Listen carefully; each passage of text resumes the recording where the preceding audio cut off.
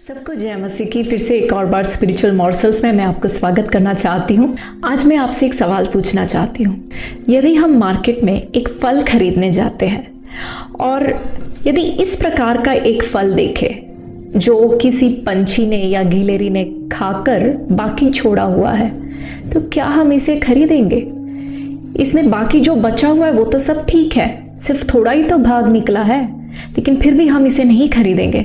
यदि हम पैसे देके खरीदेंगे तो हम एक पूरा फल जो पूरा है और सही है, जो स्वस्थ दिखता है, यही हम खरीदेंगे। बाइबल में एक फल के बारे में लिखा है और वो है आत्मा का फल। वहां पे इस प्रकार लिखा है, आत्मा का फल प्रेम, आनंद, मेल, धीरज, कृपा, भलाई, विश्वास, नम्रता और संयम है।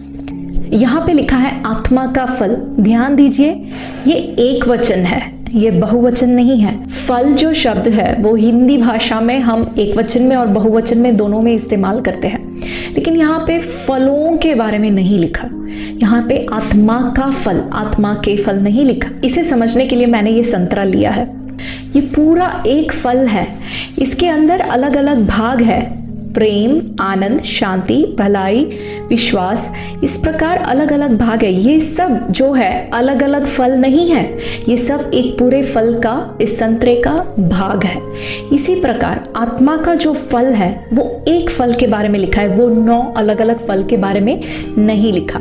हमें ये सारा कुछ एक साथ उत्पन्न करना जरूरी है। बाइबल में इस प्रकार लिखा है कि शैतान का हम पर दाव चले, क्योंकि हम उसकी युक्तियों से अनजान नहीं। हम उसकी युक्तियों से अनजान नहीं। वो कौन है? वो एक चोर है। चोर नाश करने, चोरी करने और घात करने आता है।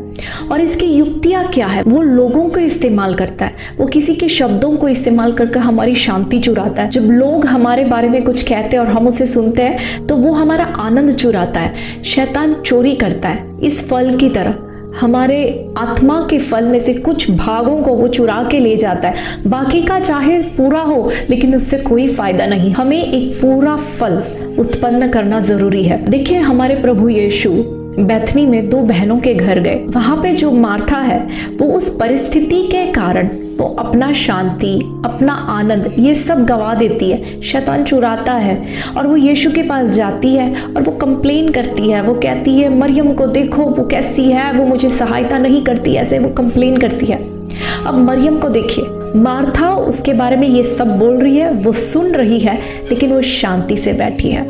उसने चुन लिया कि चाहे मार्था मेरे बारे में कुछ भी बोले, मैं अपना शांति शैतान को चुराने नहीं दूंगी, मैं अपना आनंद शैतान को चुराने नहीं दूंगी। वो आराम से यीशु के पास बैठी है और जो समय मिला है उस समय में वो वचन को अंदर ले रही है। और यीशु उसको देखकर इस प्रकार कहते हैं, उस उत्तम भाग को मरियम ने चुन लिया है जो उससे छीना न जाएगा। देखिए, यहाँ पे यीशु कहते हैं कि मरियम ने मन लगाकर, उसने सोच समझकर एक भाग चुना है और वो भाग जो उसने चुना है वो उत्तम है।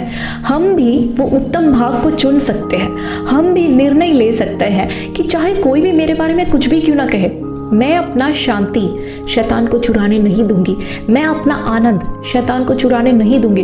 कोई मेरे साथ चाहे कैसा भी व्यर्थव क्यों ना करे, मैं अपना प्रेम शैतान को चुराने नहीं दूंगी, मैं क्षमा शैतान को चुराने नहीं दूंगी। क्योंकि हमें जो है शैतान का चुराया हुआ बाकी का इस तरह का फल नहीं उत्पन्न करना। हमें जो है, हमें एक पूरा फल उत्पन्न करना है।